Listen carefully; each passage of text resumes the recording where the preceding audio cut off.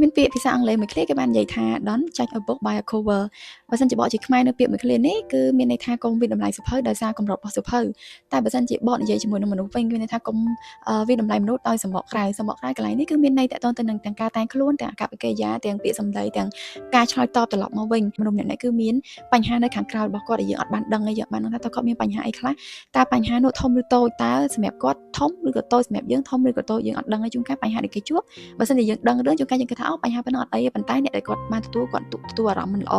ចឹងបើសិនអ្នកគ្នាបានទៅជួបនរណាម្នាក់ដែលនៅពេលដែលយើងទៅដល់យើងសរសេរ hello ទៅគេឬក៏យើងរាក់ទាក់ទៅគេប៉ុន្តែគេមិនបានឆ្លើយតបអ្វីដែលស័ក្តិសមជាមួយនឹងយើងវិញគេថាគេដើរចេញគេមើលអត់ឃើញឬគេស្ដាប់អត់ឮអីចឹងទៅអញ្ចឹងអ្វីដែលយើងគួរធ្វើខ្ញុំគិតថាអ្នកគ្នាគាត់ជាមានអារម្មណ៍ថាអន់ចិត្តពេលខ្លះគិតថាម្នាក់នេះខ្មើតមែនមិនក៏យើងនិយាយយើងឆ្លើយទៅហើយអត់ព្រម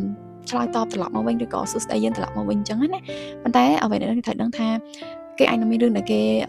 កំពុងតែមានអារម្មណ៍សោកសៅអ្នកខ្លះអាចនឹងមានអត្តចរិតបែបនេះមែនប៉ុន្តែអ្នកខ្លះទៀតគឺគាត់អាចនឹងកំពុងតែមានបញ្ហាសោកសៅធ្វើឲ្យគាត់មានអារម្មណ៍ថាអត់ដឹងខ្លួនមានអារម្មណ៍សោកសៅអត់ចង់និយាយណាទាំងអស់អញ្ចឹងអ្វីដែលយើងត្រូវធ្វើគឺយើងត្រូវប្រាប់ខ្លួនឯងថាអ្វីដែលខ្ញុំធ្វើទៅគឺធ្វើចេញពីចិត្តបើមិនខ្ញុំធ្វើទៅហើយទោះបីខ្ញុំអត់បានទទួលអ្វីត្រឡប់មកវិញក៏យើងសប្បាយចិត្តយើងបានព្រមធ្វើព្រោះបើមិនជាគេអត់ធ្វើហើយយើងអត់ធ្វើដែរអញ្ចឹងទំនាក់ទំនងឬក៏ connection មិនហ្នឹងគឺនឹងអត់បន្តទៅទៀតទេប៉ុន្តែបើមិនយើងបានធ្វើមានថាយើងបានធ្វើរឿងល្អមួយហើយអញ្ចឹងទោះបីយើងទទួលបានការឆ្លើយតបត្រឡប់មកវិញបែបណាក៏យើងព្រមទទួលយកដូចគ្នា